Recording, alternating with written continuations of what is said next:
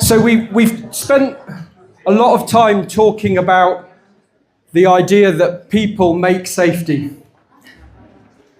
So I'm going to start by talking about a different person, completely unrelated to aviation. And of course, you can't be at a conference barely, 600 meters from the Bernabeu and not talk about football.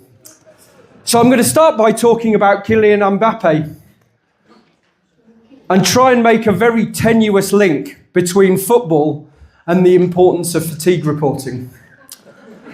So I'm going to ask you to picture the scene. It's somewhere around March. It's the Champions League semi-final. Real Madrid are playing FC Barcelona in the Champions League semi-final. There's a game against Liverpool or Manchester United that's a distinct possibility. And can you imagine the situation where Real Madrid decides that it doesn't really care whether Kylian Mbappe is ready to perform the game of his life? It hasn't bothered paying for a nutritionist to make sure he's fed with the right food. It's maybe sent him to Burger King round the corner that I ran past this morning, so he could eat what he liked. They didn't care whether he slept properly. They didn't care whether he'd had enough rest from the last game. They just said, go on then. It's a 90-minute game. It might go to extra time. Just get out there and play and we'll all hope for the best. Now, when you set the context of fatigue in something like that, of course, Real Madrid aren't going to risk a Champions League semi-final defeat by not looking after their star player. And that's actually what we're trying to do. We have an industry full of people who we expect to perform under some amazing pressure in terrible situations sometimes. I've sat on the flight deck of an aircraft that's had a full hydraulic failure in really, really crappy weather. And as an engineer, boy, those two pilots, they earned their money that day. The respect that the whole crew, the cabin crew, supporting the passengers through that emergency, together performing as a team like a finely tuned machine or finely tuned football team trying to win the Champions League semi-final. That's what we're trying to do in this industry, day in, day out, thousands and thousands of flights a day in all sorts of different parts of the world, in all sorts of different types of aircraft, in all sorts of different situations. And I guess that's ultimately why we've come to this event, to learn how we can help create the best chances of success. And we talk about people create safety at an operational level, but then at an organizational level, people create the conditions for success of our operational staff. And that's ultimately why we do that. And the big question then comes is, so why do we report fatigue? Do we report fatigue because we can't hide the fact that something happened? Certainly, we've done a presentation similar to this at another conference, and the story was about a bus driver at an airport, and he'd already done a 12-hour shift, and he was that kind of guy that he didn't want to, as the flash talk we had earlier on. His boss said, two people have called in sick. We just need to get over the next 3 hours. And the guy, he didn't want to let his team down. He had great personal pride about doing the job he did safely. And he didn't see a baggage cart as he was turning with a coach full of passengers going to the terminal. And he hit the baggage cart, and there was not a huge accident, but 2 people on the bus got injured. And, this poor guy felt just terrible. And when they started talking about it at an organization like that on an airport, if there'd been no passengers and if there'd not really been any damage, would they really have reported it? Probably not. And quite often, in some cases, we end up reporting because, we just can't hide it. And that's kind of the starting point for the conversation. Then obviously one of the other reasons we report is because we need to comply with a rule to keep operating. The authority comes and says, show me how many reports you've got.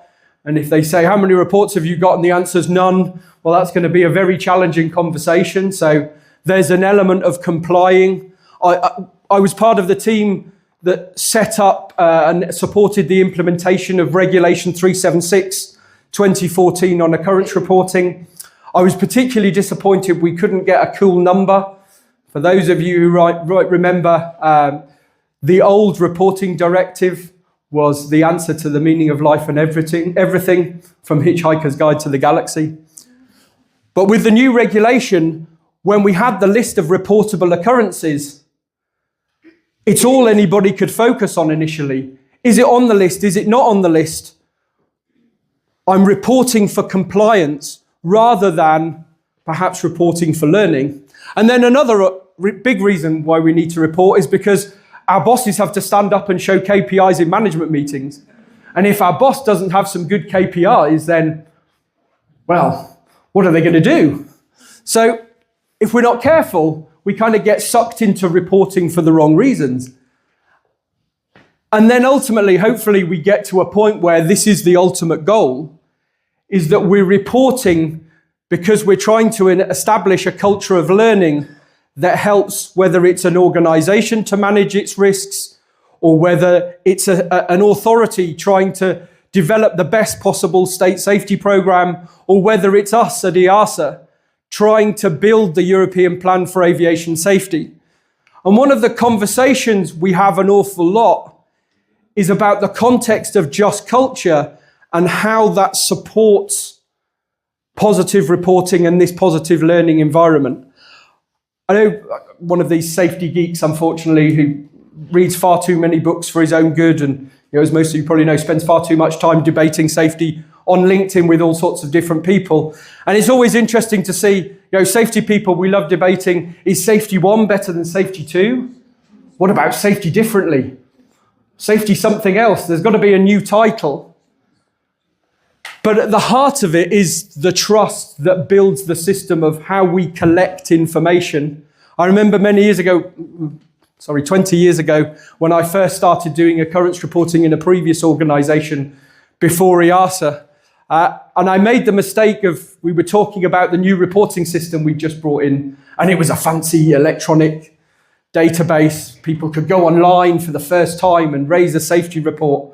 And I made the mistake of saying, it's nice to have an online safety report and it makes life easier. But I just want the information, and I offered the suggestion that I don't care if somebody writes what they have to say on a brick, that they wrap an elastic band round and throw through the office window. And one day, actually, somebody did take us up on that offer. And it was a hot day and they knew we'd left the emergency, leave the emergency exit in the building open, and somebody actually snuck up the emergency exit to our first floor and threw the brick down the middle of the office. And everybody, oh my God, until we realized on the brick was a safety report.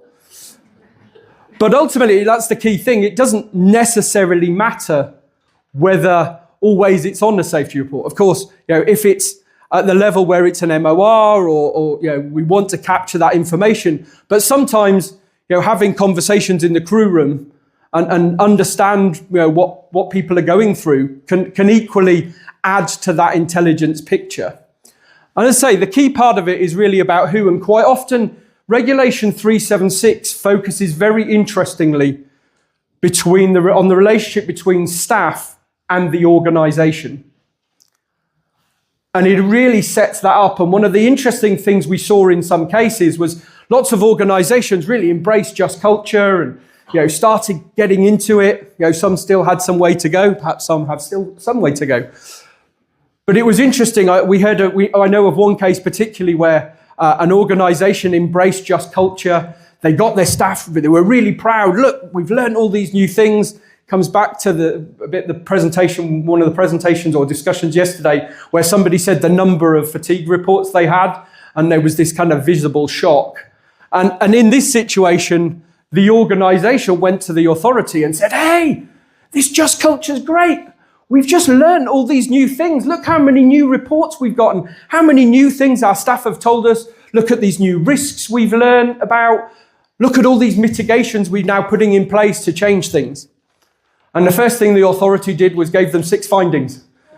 Because, well, they must be compliance problems or they must be whatever. And, it's so that just culture, that trust relationship has to exist throughout. And this is where, coming and kind of breaking down those barriers between authorities and organizations and frontline staff and unions and all those organizations, the more we can kind of talk and sit in rooms like this and share our experiences, tell the stories about what works and what doesn't work and what challenges we have, the better that is. It doesn't really matter where that happens. And ultimately, it comes down to the detail. At the end of last year, I went on this fantastic trip. Some of you were there, actually, I remember. We went to this lovely conference. We got treated like kings. We had lots of great discussions. And then I came back and I showed my wife all my photographs and she thought I was crazy.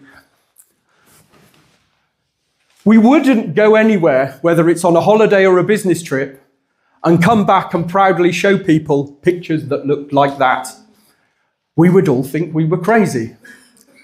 But when we don't report and when we don't work to understand why something happened, what's the background behind a report, why did the staff member feel the need to submit a fatigue report, what can we learn, we don't bring the pictures into focus. And I think back to my previous job as the head of the safety analysis team, trying to build an intelligence picture for Europe that drove the EASA. And I'd come to conferences and people would say, all of these actions the EASA has in the EASA. You just sit in Cologne and you make all these new things up, but without the data to tell us where the problems are, it's like we're effectively making decisions with this much data. So fatigue reporting, every report that gets received here feeds into analysis that really intelligent people do things with that helps Clint and Michaela and Dan and Arena and all of our experts in the technical departments know more about the challenges they're trying to solve. And then when we have the collaborative meetings that then decide all the actions and the things that Michaela talked about yesterday about the rulemaking process, the pictures are in focus. And we were in Marrakesh, but you didn't know that on the previous pictures. So it's bringing that all into real, bring it to life and bringing the industry to life so we can really learn and really embrace. And ultimately, that's what reporting, whether it's for fatigue or anything else, is all about.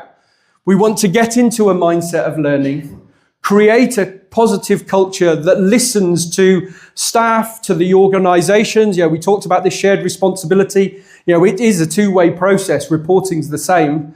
What are the organizational constraints and challenges, and how can we work together to solve them in effective, profitable organizations that get people safely from one place to another? And ultimately, more information is more knowledge. Every report that we have, the best detail we can get, obviously you have to balance, is it appropriate to get do you need the detail in every case? And you don't, there are situations. Most people have spotted me and Mohammed in that picture, regardless of how much focus there were. And there will be situations where you might not need all the detail, but make an informed choice about where do I need detail, where don't I need detail, how can I do that? And ultimately encourage reporting as that positive culture of learning. Hopefully you found that a good way to start after the lunch break and set us up for the next panel. Fantastic.